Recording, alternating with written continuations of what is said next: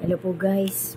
Good day to us all po ulit. Continuation po. Bali, 10B po. 10B. Final. 10B. Hindi ko po sure. Sana po matapos na. Kasi napapadami po yung POB ko eh.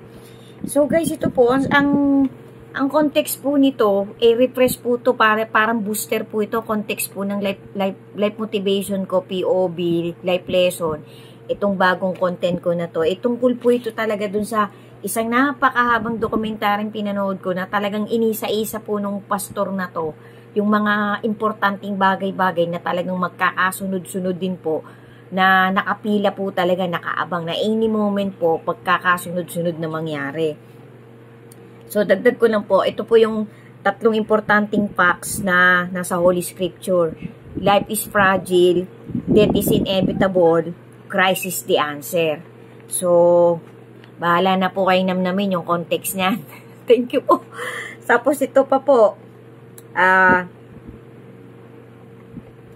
These are the following illustrated events or map of events na ipinaliwanag po ng ating Lord Jesus sa Mateo. Yun nga pong false Christ. Yung Revelation 6 po, yung Mateo 24. Sa Mateo 24 po, ini-imply po dun yung famine. Nagsisignify po yan ng red horse. Yung pulang kabayo. Tapos yung, war po pala. Tama-tama, yung famine po, red horse. Tapos yung war, white horse. Tapos yung death, black horse.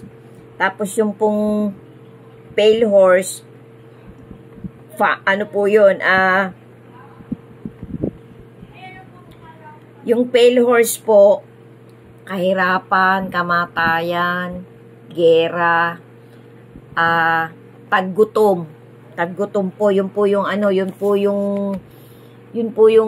isinisignify ng pale horse, tsaka po yung martyrdom. Tapos yung mga kabayo po na to, spiritual po to, pero nangyayari na po to ngayon. Pinaliwanag ko na rin po yan, tanda ko sa mga dati ko pang content eh. Hindi ko na lang po matandaan, pero alam ko po, nagawan ko na din ng content yan, yung 4 na kabayo na yan, yung sinisignify po niyan. Tapos, ito pa po, there are a lot of trends, specific trends, of the ends of the world. Ito po yung sinasabi nung apostol na yon. Pasadahan po ulit natin yung nasa Mateo po lahat ito, tapos in-expanded po into Revelation from 6 to 19 ng ating Panginoon. Unang-una po, yun nga po, para pong birth pain yan. Ang characteristic po ng birth pain, greater visibility, greater frequency, greater intensity, and greater impact. Ayan po yung mga pagpapaliwanag ng pastor na to. Tapos, ito po yung clear events na sinasabi din po sa Revelation. Umpisahan na lang po natin from part 1, dire-diretso hanggang 16, hanggang 20 yung Revelation. Napaka-vital po niyan guys. Actually, 1 or twice ko lang po yung binasa. Talagang binuo ko pong basahin yan. Habang binabasa ko po yan guys, para po akong kinakabog-kabog. Kasi vision po yan ng paparating na event. Ngayon, pagka po ako'y nakakapanood ng dokumentary at may mga sinasabi about Revelation, pinapasadahan ko po yan para to check lang po, to verify lang po dun sa ibinigay na verses ng specific na documentary na pinanood ko. Ang madalas ko pong binabasa yung talagang Mateo, yung Ezekiel, yung Lucas, yan po yung mga Ephesians, Galatians, pero yung Revelation po para po talagang aabugin ka po talaga pag binasa mo yan talaga. Tsaka masyado pong malalalim ang mga nakasulat yan, puro po vision. Puro po vision, pero pag talagang may guidance po tayo, ipapaunawa po yan sa atin ng ating Panginoon. Kasi malalim po talaga yung love letter ng ating Creator. Sobrang lalim po guys. So ito po, Christ Church on Earth, yung po yung number 1. Ito po yung isa sa Revelation na clear events. Revelation 1 verse 3. Tapos Christ Church in Heaven. Yung isa po, Christ Church on earth. Yung in heaven po, Revelation 4 and 5 hanggang 19. Tapos, tribulation events in heaven and on earth. Kasi yung pong tribulation, ang pagkakaintindi ko po doon ha, guys ha, ito po, i-double check nyo po. Dalawa po kasi, may nangyayari din po doon sa taas at may nangyayari din po dito sa lupa. Ganun po, kasi sabi po kasi ng Panginoon, minsan kong yayanigin yung mga dati ko nang niyanig, pero this time around, isasama niya yung langit. Kasi na po, ang salita po ng ating Creator, gumagawa ako ng bagong langit at bagong lupa. So parang ang tendency po niyan, pagbaba po kasi ng ultimate na pagbaba ng ating Lord Jesus, parang mawawala na po yung nasa taas na yan firmament na yan Kasi parang parang ang liliwanag na po, yung talaga pong kinangna ng Creator.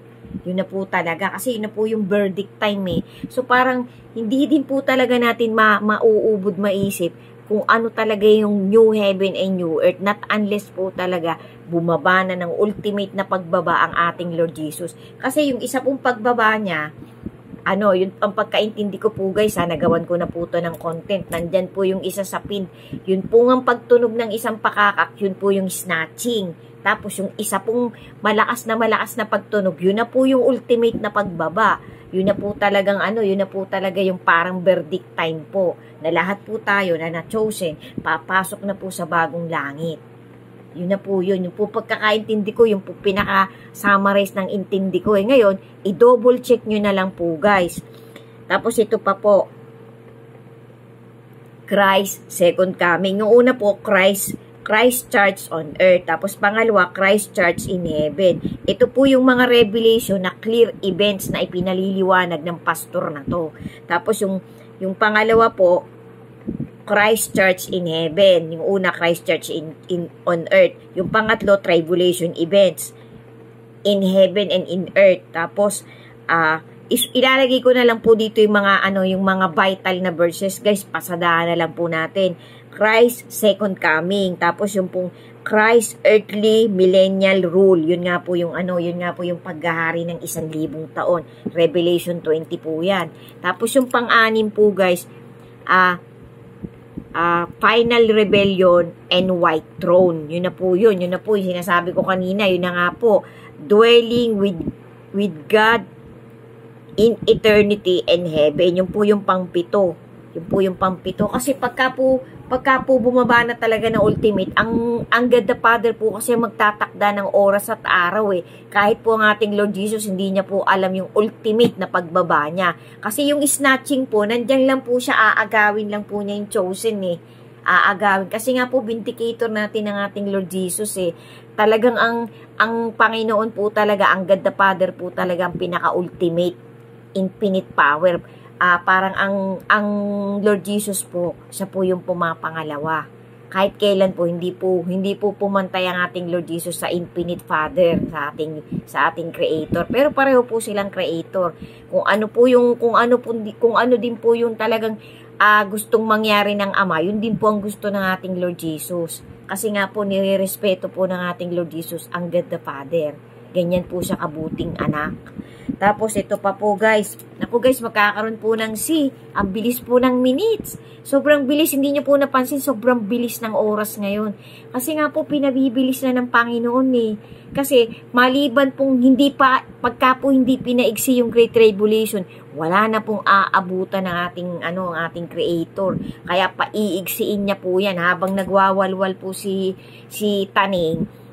Wala po siyang kamalay-malay, paiigsiin po yung Great Tribulation. Kasi para po marami pang maabutan talaga ang ating Lord Jesus. Kasi talagang kumbaga ang Panginoon po, pigil na pigil po siya sa lahat ng nangyari pamula pa po noong unang siglo Kasi sabi nga po, isang araw lang ang gagawin niyang paghatol sa lahat-lahat ng kanyang creation. Sundan nyo pa po guys, may tensi po. Kasi bitin po meron pa pong natitira. Napaka-vital po nito guys, napaka-vital.